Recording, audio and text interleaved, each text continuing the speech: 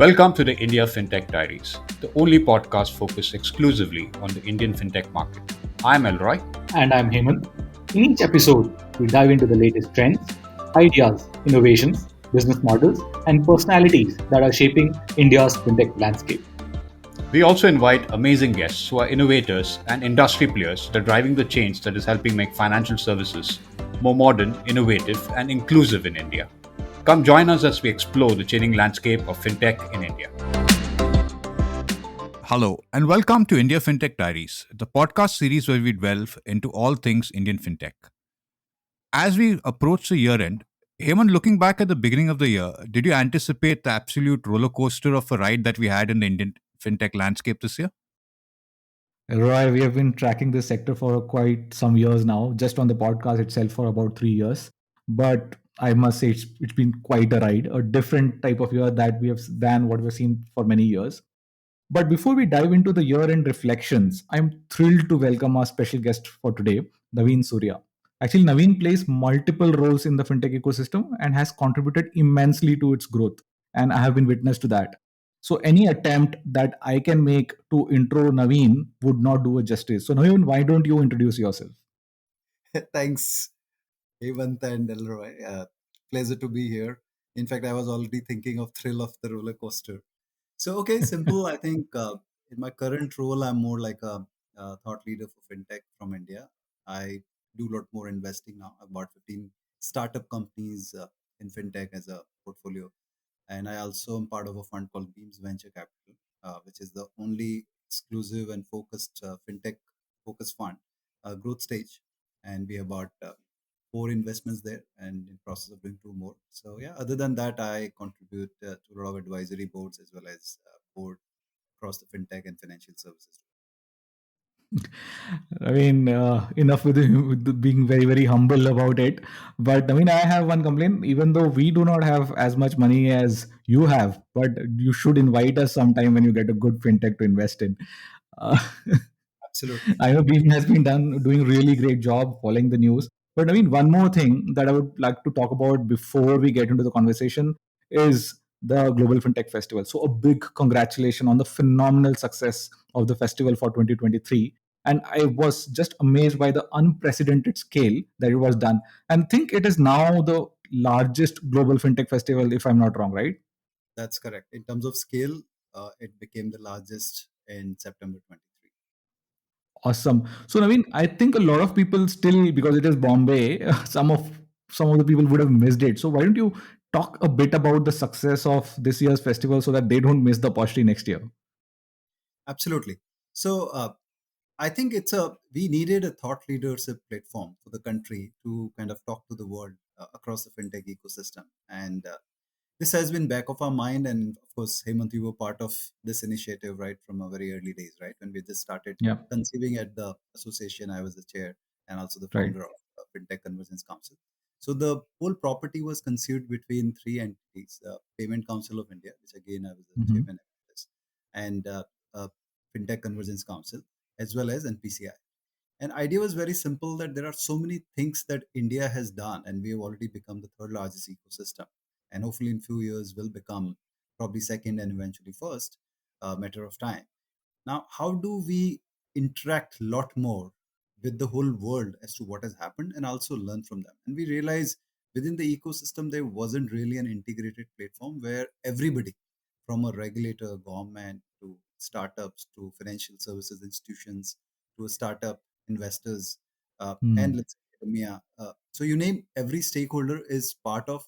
We couldn't find any. And of course, during my entrepreneurial role over 25 plus years, we've seen Hmm. multiple global platforms. And unfortunately, all two or three of them, which were really global, world's class, are outside India. And interestingly, participation from India also has been pretty high in those. I mean, one of the closer to India had about 30-40% Indian or Indian origin people. And we Right. realized that being attended, we could not really get the outcome, desired outcome that we wanted. So we always were figuring out that how can we bring that. So first 3 years we did a virtual mainly due to COVID, and even in the Hmm. virtual platform we were the largest when we did even in our maiden year. And then last 2 years we did a physical conference in Mumbai, Geo Convention Center. You must give a big thanks to them because of the facility that they made is a world class. And Right. last year, if I give you some of the success metrics, we had so it was a 3 day event, 3 day kind of festival. We saw over 65,000 footfalls over 3 days. We had Wow. over 600 plus 600 to 800 participants for exhibitions, including some of them are global consulates to global companies, to largest network like NPCI, to largest banks like SDFC, SBI. So you name anybody who matters in the ecosystem, they were all there exhibiting. We had over 900 speakers, and about 300 of them were global speakers across 120 countries. So you name any metrics. I think there were about 13 thought leadership reports got released. We had multiple closed door roundtables, right from regulators to government uh, leaders, and again Hmm. industry experts. And there were also a lot of workshops, product launches. NPCI had launched three interesting products, 3 to 4 interesting products, and of course we had from the speaker participation from right from governor to SEBI chair to IRDA chair to IFSCA chair. So whoever matters, it became a single platform where in 3 days you could probably do your 1 year's worth of work. And in a feedback that I received from some of the exhibitors whom we have been talking very closely, so I remember in a first year when they exhibited, they said that compared to any other event where we get about 15 days to 30 days pipeline, here we got three Hmm. months and this year we Right. got the feedback that their pipeline got created over 6 months in terms of queries. Now, obviously, we don't know how much conversion happened. One interesting aspect this year, we also did a lot of active investors meet and investors sessions, and also a Right. lot of startup, let's say, pitching. And again, over, if I'm not wrong, 300 or 400 investors participated. Again, you name local or global investors, all of them were there. We saw probably over $2 billion worth of conversations around investment between investors and startup in 3 days. So if you see from Hmm. impact, I don't think anybody has that kind of a matrix. The only one area I think at the concluding end, we were generally thinking that there are some feedback that we've received. We'll work on them. But primarily now the focus will be on globalizing this event to increase the participation of the global ecosystem. So there were about 3 to 4 global country partners like Japan, Australia, but I think that Right. will need further expanded. So slightly longest, but I think it turned out to be better than even I imagined. So it's like a dream come true from. I think one time I remember this is a line dream to reality. So we could see it, Hmm. and a few of the lucky ones to see it happen right there. Yeah, absolutely, absolutely. And I mean, you as you have seen both side of the game, right? You have been a founder, and now you're an investor as well, and you have seen this industry evolve from when it was not called fintech to now when it is a segment that receives maximum amount of funding within the startup world. From that perspective, this year has been a little different, right? It's been a slightly slow year as far as funding is concerned. And if you look at just numbers, I think fintech raised about $2.1 billion this year compared to $5.8 billion in the same period for last year. And out of that, also about $750 million was just one company, which was PhonePe. So, as an investor yourself, what is your assessment of this year's funding activity, of how it has transpired, and do you see do you foresee improvements in on the horizon? So I think if you look at the statistics, I think they themselves tell the story. So obviously there Right. has been a little bit of a slowdown compared to last couple of years. But again, let's compare the hyperactivity that happened in a one particular year, right? Around 2021. So Right. if you remove that 1 year, then if you look at, let's say, plot the chart from 1920, you will find that we are more closer back to the, let's say, steady state normal of 2021, Hmm. especially 20, Okay. not 20. 21, 22 was a hyper. 20. Yeah. But I would say one thing very clearly, Hemant, that it doesn't necessarily reflect the only factor of are there any challenges within the sector. It's largely to do with macroeconomic situation and the overall liquidity Hmm. situation in the global markets. And it is probably not for just the fintech sector. So Right. in general, there has been a trend, and I don't have a ready data. You guys do, but you can surely Yeah. put those out if required in a comment section or somewhere. That I Yeah. think if you look at the e-commerce sector, if you look at the startup sector, if you look at the tech sector, in fact, Right. if you compare then, so it's not isolated to just the fintech sector. I think this has been a general trend in terms of a capital availability. So there has been Hmm. a hyperactivity we all know around 2021. because of a lot of people sitting at home, ideal capital coming in, some measures done by US, Fed, etc. And then suddenly you saw a lot of hype, right? And interestingly, I also saw that it all started with the hype in the US stock markets, especially on the public markets, then suddenly melting Mm, down, affecting India. And mm, my belief has not changed from there and now. I would still say I still believe that the India as a for a fintech and a financial services will remain the largest market over the next 2.5 decades. Reasons are very simple, Hemant and Elroy. Look at markets like US, right, where the meltdown happened. If I'm a fintech in any developed market, including US, our opportunity to make a difference and a grow is only incremental because the penetration of all the financial services has already happened. I mean, it's already at the peak, matured level. So you could only do an incremental difference in terms of experience. You're not able to expand the market. You're not able to, let's say, get the complete new set of a market or a customers, or very marginally, if at all. Now, if you look at India on the contrast, while we also saw certain companies got listed, they also got benefit of hype, then they meltdown also affected here. And we follow a global trend in most of our markets now, at least on the public side. And that sentiment started growing and let's say affecting late stage funding, to some extent, even early stage after some time. But if you see the major difference, if you look at India in financial services, other than banking and payments, which are in, let's say, banking is slightly late stage two digit penetration. Payments still early stage two digit penetration, somewhere around 20-25%. If you talk about every other sector within, whether it's insurance, whether it's lending, whether it is wealth, you're talking about very early days, single digit penetration. And then you look at suddenly other statistics, the India's economy growing, right? From a 10, right. Right. 9 to now suddenly becoming fifth. And now we're gunning for third. So you're seeing the sheer economic activity growing. You're seeing the income levels growing within India. You're seeing the large youth population, which is driving one of the highest adoption rate in a fintech across the globe, over 68%. And you combine all these factors, this penetration is only going to go up much higher. And even if it were to reach a respectable level of, let's say, 30 to 40%, you have at least about 10, 12, 20 years to reach those mature metrics, what everybody else has. So the difference that I was trying to say is that here, there is a real opportunity. So incidentally, even if you see on the public market sentiments, and I keep asking a lot of analysts that I meet that you saw the meltdown on the stock market prices, but was it Mm, really driven by the business performance? Please look at their business data. Has any of those companies saw drastic decline in their revenues or a growth? I don't think the answer is yes to that. The reality is their business matrices continue to grow, steady state growth. In fact, very healthy growth, if I'm not wrong, at least mm, between 20 to 40%, depending on the sector they're working in.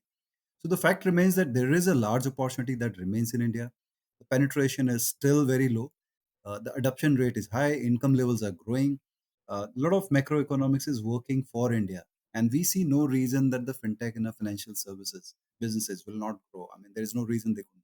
In fact, that's a very steady state growth. The business models are improving.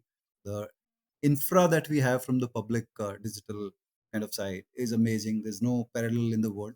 So you combine all of this, our conviction and focus remains very, very high.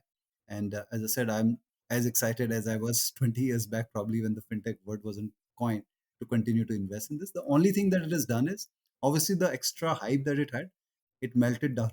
Now, there were times which you and I and all of us know that it was a fashion probably for just the school kids to go out and say, hey, we are setting this app up out and we're launching it. Now, I think those things have got settled in the process. Everybody's understood that while you're doing a fintech, but finance part has to come first, compliance and the governance has to come first. Tech has to support it. It can't be tech first and a fin later. So those things have settled. That's only good for a mature market and going towards growth and maturity.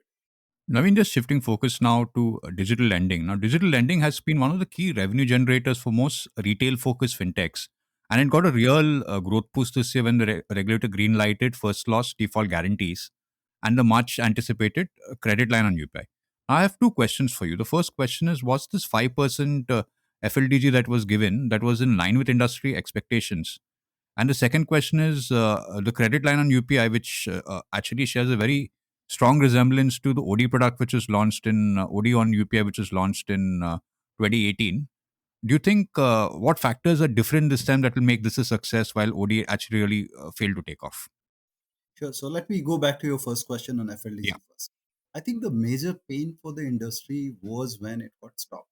And incidentally, this question did came up because it was already stopped before GFF'22, and governor was there on the dais. And he himself said that we know that there are some concerns that we have. That's why we have stopped FLDG. It doesn't mean that it will not come back. And that was a huge Right. relief for everybody, right?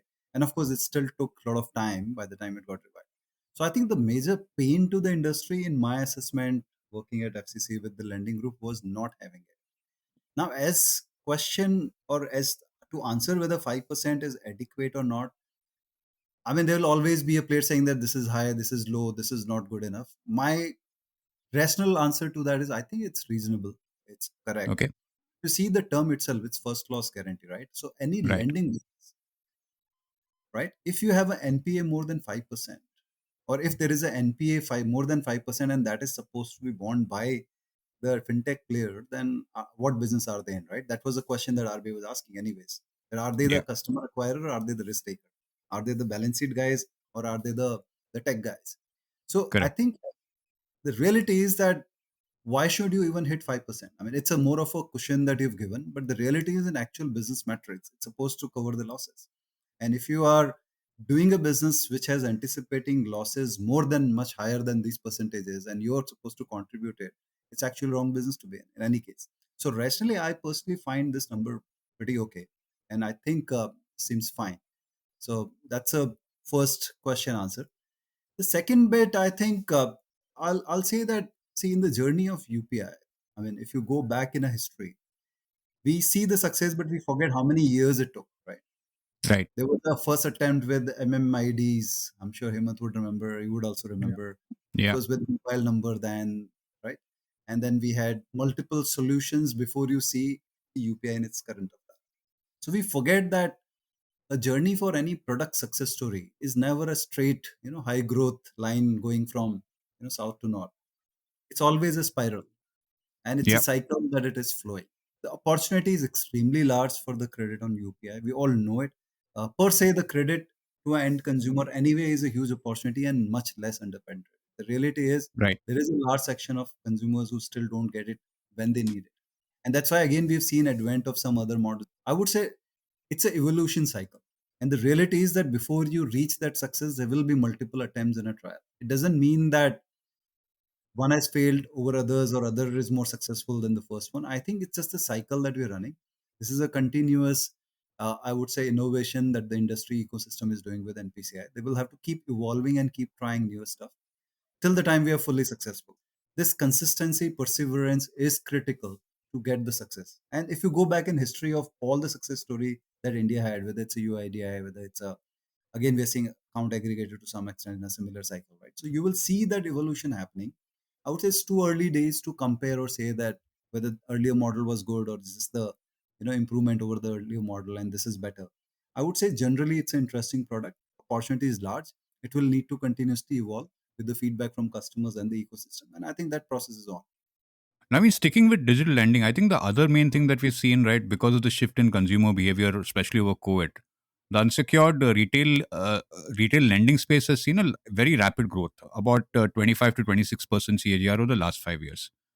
However, the retail loan book, particularly for low ticket loans, which is like the sub 50K range, right, is actually showing very early signs of very stress, and larger portion of these customers are kind of over leveraged. So in response, I think one of the key things that happened this year is that RBI very recently raised the risk weights for consumer credit products. Now, does this suggest that the fintech model, and the RBI was also in its in the note that it sent out along with the risk rate increase, it also mentioned a bit about the various fintech models as well. So, does it really mean that the fintech model of running a profitable small ticket consumer loan business is kind of facing some amount of headwinds? And also, could this potentially put a spanner in the works for where the fintech consumer loan growth story will go to? Well, I would say, yeah, there are headwinds, which is surely there. But would it really stop these vehicles or a plane to start, to continue flying? I don't think so. I always say this that see, in a journey of newer developments and evolution, and to some extent, I'd answered your previous question Yeah. also in this. There is always a evolution in a cycle. And let's not forget that even within the credit, there is a cycle.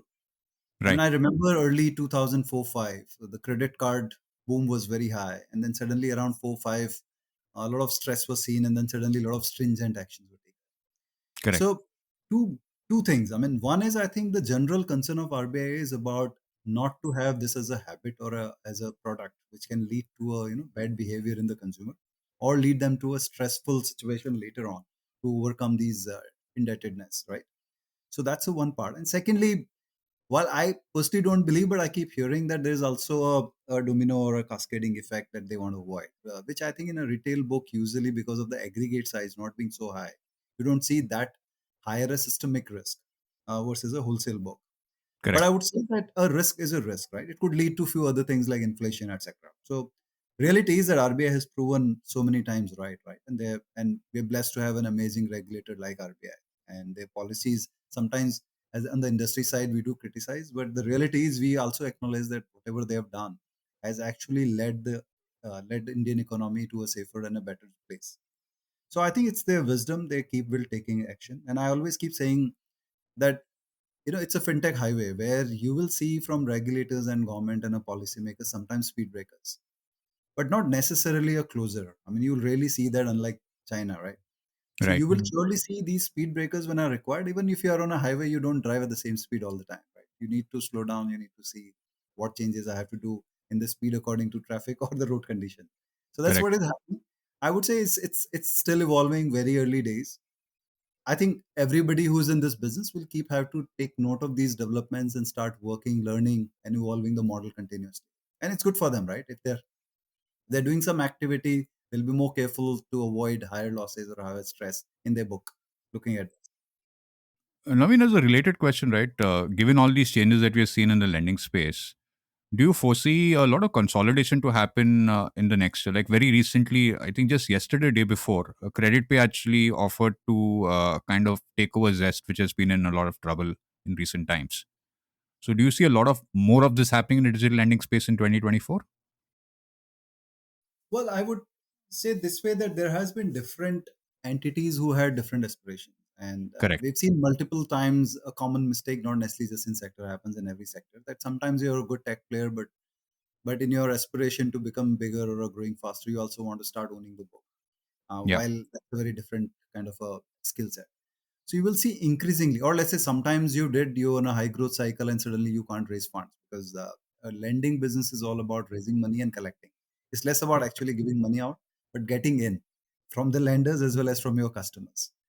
So, Right. a lot of these things are realized over a period of time, and sometimes certain companies do see a challenge. So, and let's not forget the number of NBFCs that we had even traditionally, and even RBI themselves want to reduce those numbers to a real meaningful active business focus. Yeah. Definitely, the lending consolidation will happen, but let's also not see it as a stress point. I see it as a positive point, right? If you are a company who built something good, but you attempted something, or let's say you miscalculated your cycle, it's better to work with someone who has, let's say, those extra protection, and work with them and continue to grow your business. And again, let's not forget the cycle. Within this year, we've seen banks started taking over, let's say, even MFIs or even other companies on the lending Right. side. Right. So it's a cycle that will evolve, and an M&A in India today in a fintech and a financial institution space has become real, not just this year, but I think last 3 years. And you've seen in every sector there has been multiple M&A deals, either within the similar players, or let's say from a larger player to a smaller player, or let's say from a cross-sell perspective by a larger institution of another player. So I see that growing even further in general, and definitely whenever there's a specific opportunity arises in a particular sector, even then. And I personally see this as a positive move. It's only protecting your capital and value rather than destroying it. Yeah, absolutely, Naveen, because even though the way we see it is multiple traditional NBFCs that we have spoken to, or traditional players that we have spoken to, or larger fintechs, two big trends that we see. There are some fintechs who are in completely different business but want to get into lending, which this creates a fantastic opportunity to get a team, technology, capability that they would require. And another one, more interesting one that I see is the traditional NBFCs who maybe earlier were in businesses which are not PL, but it could be vehicle financing or something. Now trying to getting into PL, And this presents a fantastic opportunity to get the tech chops, which might take some time to build internally, and this just gives them a opportunity to get it faster. That's about it. So yeah, absolute positive change. I agree with you. One more thing, Naveen, which I think there was a lot of conversation around, is the demerger of Geo Financials. And as it is common whenever Reliance Industries thinks about entering a new space, there is ripples in that space. People wondering what will happen now. Will the entire thing get disrupted? Will we lose our breakfast, lunch, dinner, everything? Have you also come across people talking about this? Well, Well, I have seen a lot of people talking about it and asking the similar question, but I find it completely baseless and unfounded, especially in a sectors hmm, which are highly regulated and sensitive. And I can only quote somebody who recently told me that, I mean, somebody who runs a bank saying that, bank is not necessarily owned by us. We're just the franchise of a regulator. So, so it's just an example that in a businesses which are very critical and important and sensitively affect the economy, which are also very closely monitored and watched by the regulators and government both, not just the government, right? There are sectors where hmm, only government and some, let's say, Right. intermediary agency, but this is a proper regulated businesses. And I would give you a parallel example. Look at SBI, right? Now, why would then any other bank exist? SBI is the largest. SBI is a government-sponsored bank, government-owned bank. Why would anybody else require? They would not let anybody else thrive by that logic, right? hmm, But the reality is that there are so many banks and they're all thriving. So I personally believe that financial services or fintech in India, and there are people who still don't agree with this statement, but I continue to hold this position that there's no winner takes all market in India in financial services and especially fintech. You may see hmm, transition. I mean, within payments, I could tell you I've seen three cycles already as to who was the market leader. And today it's still question mark. There's no clear market leader, right? Right. Other right. than probably one institution. So that's separate.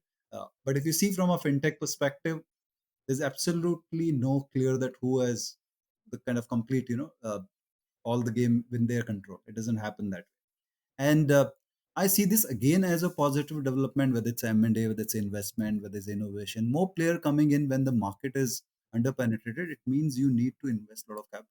It means you need to invest a lot of resources. You need to do a lot of innovation. So more the merrier is the theme actually we need to go. I mean, I remember Hmm, one, a lot of people used to say, let there be thousands of flower bloom, which we've seen thousands hmm. of fintech. Probably we'll have to talk about now millions of flowers for global ecosystem. Right, right, right. I mean, actually, about 3 years back, there were two fintech models that I personally was very, very excited about, and both of them seem to be facing challenges this year. One is the Kirana tech model, where I was really excited. I thought it would do really well in the country where there are so many small businesses operating, Kirana shops operating. And the second is neo banking, slightly connected one, but still. And this year, we have seen both of them struggling a bit, laying off people. So individually for those two, what has not worked out in your opinion, and what's hindering their growth in the country? So I think the model still works. The approach Hmm. of implementation, probably there are lessons. Right. So if you see the traditional model of a business correspondent, right? If you remove the Right. tech layer of it, it was very similar, Yeah. and that still works by the way. I mean, Fino evolved from there. We have a Pay Yeah. Nearby, which is still working and growing. The Right. challenge has been that you had a very distinct two side of a player, either who were B2B2C or let's say physical, less digital, or they were only digital. The question that you're raising, Hemant, is pure digital model a lot more because Hmm. probably while they could acquire a lot of customers and they could create a lot of, let's say, in terms of numbers of people acquired, customers acquired, and some transactions, but they could not create stickiness and a revenue. That's where the challenge happened. Penetration issue still, I think the number of retailers versus who can do all is still very huge gap there and opportunity. I think the real answer lie there in a balancing. It's ultimately a distribution model to reach more customers, Right. Right. right? And if you could get your business customer acquiring cost in a let's say adequate number, and if you could have a physical model, the real physical model, right? Those who says we are physical and physical are only physical. Those who says we are tech first, they're only tech. There's no zero presence. Actually, somewhere you need a balance between both and a Hmm. genuine blend of both. That's where probably it's headed. The reality is there are enough good companies still doing well. Look at Pay Nearby for an example. Look at Go Payments. Right. Look at so the model has, in fact, they are making money. What they're missing is this non-linear growth because they don't use probably technology as much. and they would start doing, and many of them are also doing M&A now, including Fino. So I think the answer lies that it's still evolving. The answer is neither only physical nor only digital. The answer lies somewhere in between. And like we said, that somewhere the model in every service where it was that you acquire a large number of customers without having a clear product or a revenue strategy, and then you'll figure it out, that doesn't work, I think, in a lot of places. I'm not saying the companies you name they didn't have it, but I'm saying general Mm. trend across the globe has been that you need to have a clarity, and we've seen it in US as well, right? Some of the companies, fintech, they melt down, they had some of these issues where the model was not clear what they were. So fundamentally, I think you need a more serious approach on the business model. The opportunities still exist. In fact, if done rightly, actually the cost of customer acquisition in a hybrid model is actually a lot lower. And in my previous business, we were running it ourselves and we were profitable. Yeah. So I would say that the opportunity still exists. You're right that there have been some innovations who had to see challenge, and I wouldn't say that's a lack of opportunity. That's probably the execution, implementation, and some of the issues probably known to them best. I wouldn't give up on this. Obviously, it needs to evolve and do more. The opportunity still remains. Naveen, I think the other bright story for of this year was actually the account aggregator platform, which you also touched upon, which is finally gathering some pace and critical mass. In 2023, it actually reached a very important milestone of 200 million plus consents requests successfully fulfilled, and along with about 30 to 35 financial information providers, FIPs, live on the system. But however, there's still concerns about how this model could actually evolve in 2024 and what's really required to make it a even bigger success. So, in your opinion, what are some of the things that could happen in this space that will actually propel account aggregator to higher levels of growth in 2024? So I think I would say concerns are always there whenever a new thing gets launched, right, or a new Yeah, model is launched. I would put it the other way around, that probably those getting reduced year on year as the scale happens. Now, are we probably at the most optimal level of account aggregator as to what all they can do? Of course not. I think we are just the start of it. And the reality is that the whole banking system itself is yet to go fully on board on it and full at the full scale. right. And we all know that the plan of the account aggregator is not limited just to the banking data. It's beyond, right, from GST to the tax to many other things. So if we see account aggregator in its eventual situation as a probably a data pipe for everything around customers, right? And customers, I mean both B2B, B2C, MSME, everybody including, right? And again, in a more secure and a private way, the reality is it's the dire need, and we have got that model right. It works. Let me put it this way: Right. we are in a phase where we have shown that it works. It works at scale, and it is needed. And let's not forget that some of the newer tech model of a lending, etc., were also possible because of these journeys, right? That you could just get a requested document from a customer for the bank, and you could get it instantly, and you could verify it, and lesser frauds. So the benefits are proven. Now, is it evolving as fast? Well, I think it is to some extent. Do we want it to move even faster? Of course, we all want everything as is as of yesterday, because the demand is high, because the market is still low, very very let's say shallow currently in terms of penetration. So we need to do a lot. I think this would turn out to be one of the biggest data repository or a connection or a pipe for all the data. On the other hand, I find it a bit surprising when I see each state government, they're trying to create their own sandboxes or a data centers, and talking to fintechs that please come to our state, we'll provide you all the data, whether it's a GST, whether it's a customer, whether it's land record.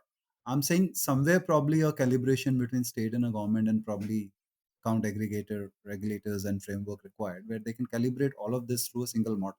It's just one additional suggestion, that if they could actually find a way to identify each of these critical existing data, whether lying with state authorities or financial institutions or government or regulators, and then continue to flow that in a private way, that's the real business model and a scale, rather than different entities, states, and let's say different sectors trying to build their own. Then probably we'll have a challenge, because then you're always in a trial mode, or you're always in a innovation mode, but not in a fruition mode. Right. So I think somewhere there is a realization of that it will happen, probably 2 or 3 years. The reality is it's a journey which is started seeing traction. It started seeing scale, not just traction actually. Started seeing traction last year. It started seeing scale now. So I think it's a journey which has started. I don't think there's any turning back from here. It will evolve like other sectors and other services. I personally find it exciting. Now the only part is that how exciting is it? So again, it's an infra play, right? Correct. So don't forget that you can't compare a back end play to a front end play, right? So those differences will remain, and rightly so. It's like a stock exchange versus a stock broker. Stock exchange will always have to run with its head down, make sure that the systems are running well with full protection. So the objectives are different. So some of us, let's say either as a media professional or as an investor, would find it slightly less exciting from that count. But let's not forget it's very critical. It's very stable. You'll have a steady state revenue. You may not have huge bumps and a growth other than every time new service loading. But yeah, those the X factor may not be there, but it's a interesting business. I mean, I couldn't agree more with what you just said. And I also like the fact that here in India, we are actually ahead of the curve, even compared to some of the Western countries. So, for example, in the United States, the CFPB actually very recently introduced just a paper to indicate that they would do something like an account aggregator there. And it's probably maybe 3 years or 4 years even from being a reality there. So, in that way, Absolutely. we're much ahead of the Western world as well. Yeah. In fact, this could be a global system at some stage. Reality is in our global remittances, you have the same challenge to get the Correct. data. Something that the applications could be endless. The model works. It's already tested at scale. Naveen, the other main thing that happened in this year was Open Network for Digital Commerce, ONDC, actually expanded its network to also include financial services. And this Yeah. included items like your mutual funds, business loans, insurance, etc., on the platform. How Gift do you see cards. this opportunity actually expanding in 2024? And how does this actually impact the existing financial product distribution industry as such? So if you see the broad bucket of fintech, see the value creation happens in three buckets. One, of course, is a distribution. You have the first one, which is license stroke customer ownership, and the Correct. third one is all the tech platforms, right, which on which everything is run. So one of the biggest issue we always had was distribution, right? This reason of under penetration has always been distribution issue or the cost of Yeah. distribution. And you go back even today, the cost, whether you take a credit card, whether you take mutual fund, whether you take insurance, the cost of distribution through a traditional means is still very high percentages, right? In some cases still 70-80%, right? That has always been issue because that means that you cannot do low ticket size products, you cannot reach interiors, you cannot have sufficient way of delivering those services and servicing the customer. So Correct. any attempt to expand that reach is only good, because the customer side there is a demand and there is a supply on the let's say those who have a licenses and own the product. So both side is ready, it's a middle which is still evolving. Now the challenge only is that the expertise required, so more, let's say this is where the fintech role also comes in, that those who can evolve good APIs, good customer journeys for specific products for specific communities, they will see a win. So it's more of an aggregate platform, again, like a public digital infra available for everybody, like Aadhaar, right? So Right. it's an infra available, and this is probably a huge opportunity for somebody who's really good in, let's say, a segment of a customer and a particular product.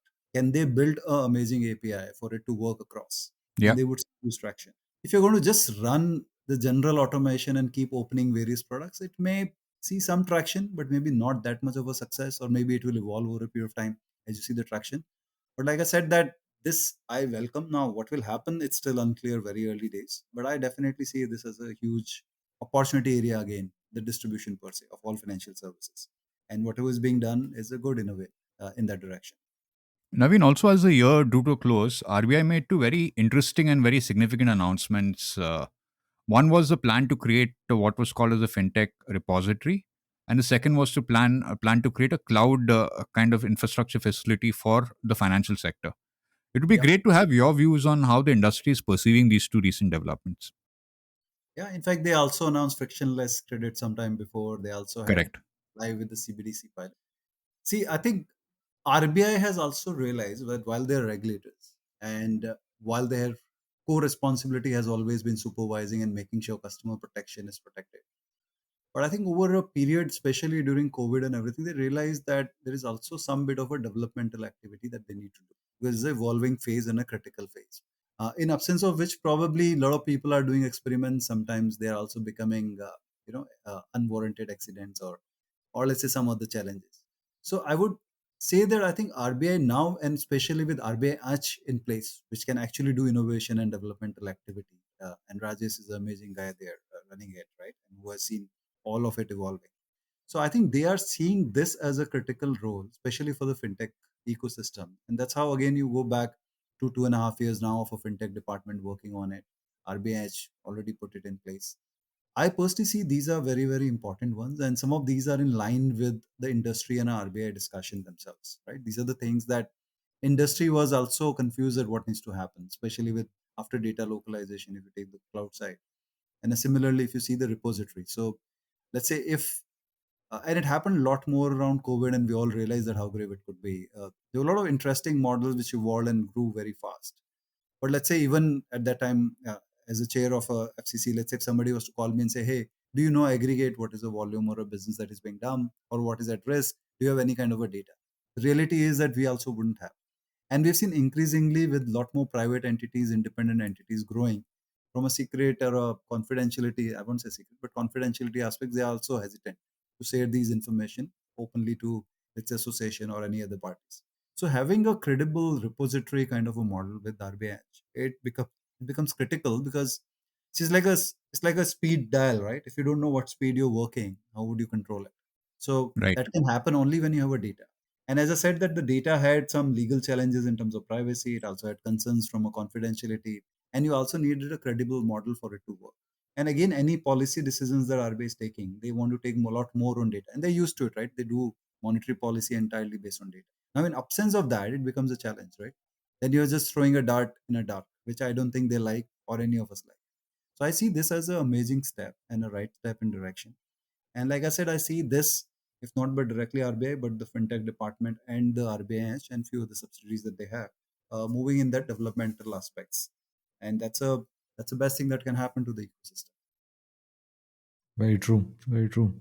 And I mean, actually, this year, so much has happened, and we have gone through a lot of it today. So I know it will be difficult, but in your opinion, if you have to pick, what would be the top five developments in last 12 to 18 months that you have seen, which would have significant impact for the industry? And let me just say that you can't name Global Fintech Festival as one of the positive ones because it is actually undoubtedly true, but let's exclude that. No, got it. So let me try and find the ones which may not have been noticed by the larger ecosystem. Yeah. So one is this whole evolving of Gift City and a FSCA in a free zone. So we all keep talking about India for the world, right? And for Right. fintech and financial services, that's a real opportunity. That you could be a company out of gift, are doing everything in multi-currency and actually servicing the world. And you will see a regulatory regime there which is evolving to support you there. So that's one development. I see a far-reaching implication. I think most of Hmm. the industry ecosystem locally and globally are yet to assess and understand the implication. That's a huge one. Probably 5 years down the line, we do another podcast. I can remind you, and then you'll have 20 examples. One Right. example connected to it is which is again possible because of that. I don't know if you heard the news that NSE is now operating about 21 hours for, if I'm not wrong, gift index and Hmm. SX, which is about 16 hours. So you know the whole fintech is about real time, right? And 24 by Right. 7 ultimately. But how many other than banking today, which we have all evolved, most of the other services are yet to reach there. And if you see NSE's attempt here to be that larger number of hours of operations for other global markets, I think it's a first attempt and it's a huge implication. Imagine eventually your stock markets, and I at least haven't come across any other example where so many number of hours any stock market or any securities exchange is working. So it's one Hmm. good direction.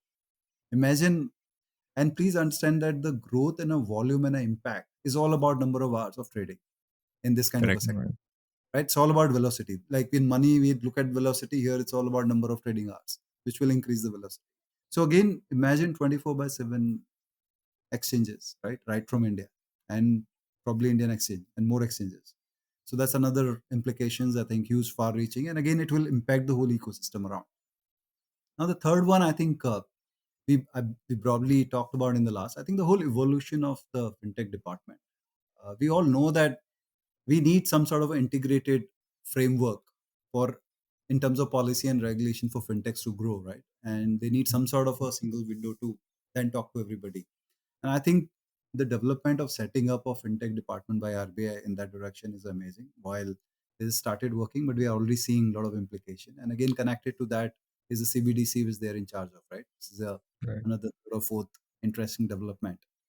I personally believe that in a 5 to 7 years time, this could be 10x of what you see UPI if done right. And Right. again, this is only retail. I know a lot of people still confused about what UPI is and what CBDC is, how is it different, and why do we need a retail CBDC versus when we have UPI. But the reality is they're very different. You're talking apple oranges. Actually, you're talking probably plants and animals.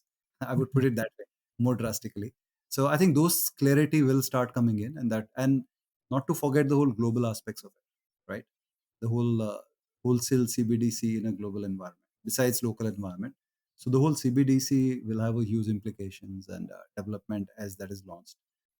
I think I did five right already. I could go on otherwise, but these are some. No, you did Last do I would add five. the IRDA new regulations and new papers that are coming in Yeah. continuously. So that's another area which see, insurance is one of the most underpenetrated segment, right? In this year, the number of times that we have heard insurance related innovations and changes are probably again very large in number in so many years. Yeah. So do look out for that.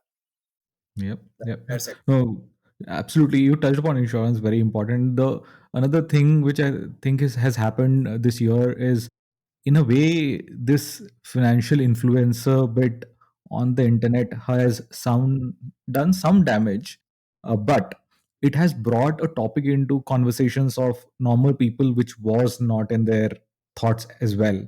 So at least it has got them to start thinking about it, talking about it. It may in the start result in some wrong decisions, but over a period of time, at least the literacy goes up, and that is huge, which will help across financial services to increase their penetration and give the right product in the hand of the people. And I think SEBI has stepped in. That's fantastic. So that we need this influence, but we need slightly the right information to flow through and not incorrect information. So net if you see, these regulators have done meaningful things in last year, right? That's what I Yeah. was trying to say, right? And far-reaching implications, all of them. Correct, correct. Absolutely. Absolutely. Now, Naveen, I want you to put your investor hat back up and just let us know what are the two, three interesting fintech models or fintech companies that you have seen in the past year, and what are the two, three models that you're most excited about for the next year? Well, I think I mean, so it's like partly free advice, but I'm a my advisory thing. But okay, let me focus on investment side, like you said. So if Right. I go sector by sector, right, and if I can Hmm. also correlate it with my investments. We look at Right. payments, right? I still continuously find the whole credit card issuance opportunity extremely exciting. Hmm. Whichever model you work, I mean, you get a direct license from RBI if they give, or you work with the banks. The reality is that there are 600-700 million customers in the credit bureau, and you still have, let's say, 100-110 million cards, and this is not even unique. There's a huge delta, Yeah. right? Yeah. Somebody has Correct. to bridge that gap, and those who are people credit worthy, why can't they get a card? The reality is they don't have today. So that's one area. Within payments, again, a lot is aspired by RBI already on the international remittance market and everything to do with forex and international transactions. I think still an area we haven't seen so far so many amazing fintechs around it, but I see that as a still very interesting area. Again, no business model issues, businesses where there are all kind of issues. I know that even if I get some, let's say, fee from in dollar, there's hardly any transparency. Even when I work with Right. best of banks. So those two areas in payments, we talked about insurance. Obviously, it's a Hmm. still a very virgin market, but the whole distribution aspect of it, the fact is that let's say if you have a vehicle insurance, the reality is everybody's saying the same premium. While globally for donkeys years, that's not the model. The model is it's based on how you drive, who you are, what's your behavior, and we all know that the technology exists, but the real issue is not the technology, but how does the ecosystem work together to make that important, so I just use this as an example. Yeah. So insurance remains a huge opportunity. On the credit side, again, generally there is a quite high under penetration, but one area that I've been kind of liking a lot more, that microfinance bit, where incidentally I'm also part of a board of a company who's doing amazingly well, that whatever traditional microfinance companies were doing the way they were doing, if there are new age institutions doing it a lot more digitally, they would Hmm. win a lot. And that's the way to, and by the way, the microfinancing is also about 100,000 to 200,000 tickets. Even if you go in a rural areas, if they are running a proper business, they need that kind of a money. So it's no longer Right. like, 1,000, 3,000, 5,000 kind of a thing. These guys, Yeah. as India is growing, their economy and their economic wealth is growing. So again, it's a very interesting play. What else Hmm. I've left? Wealth side, Well, there are models that I find exciting and interesting, but I'm not seeing solutions yet. So let's Right. say India has created a lot of, let's say now millionaires, billionaires. And while there are a lot of people who are calling you traditionally for a wealth management, but I don't think those people who have a real 100 to 1000 crore plus wealth, they don't really have a proper solution nor any Right. advisory. Now, whether the Mm. tech will work, whether the hybrid will work, the reality is that's one area I don't see any.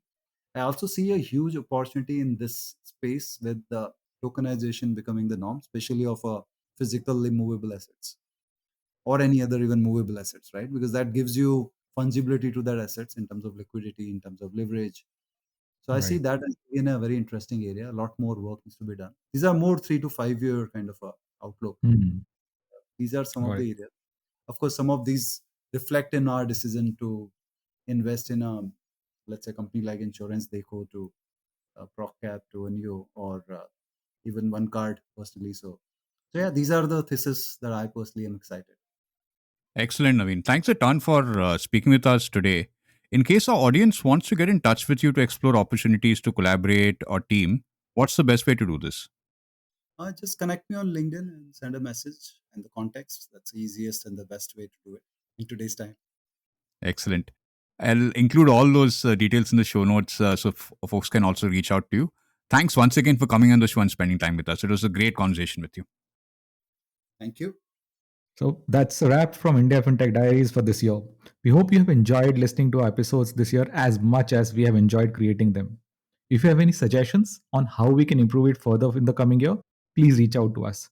Wishing you happy holidays and stay safe. Thank you.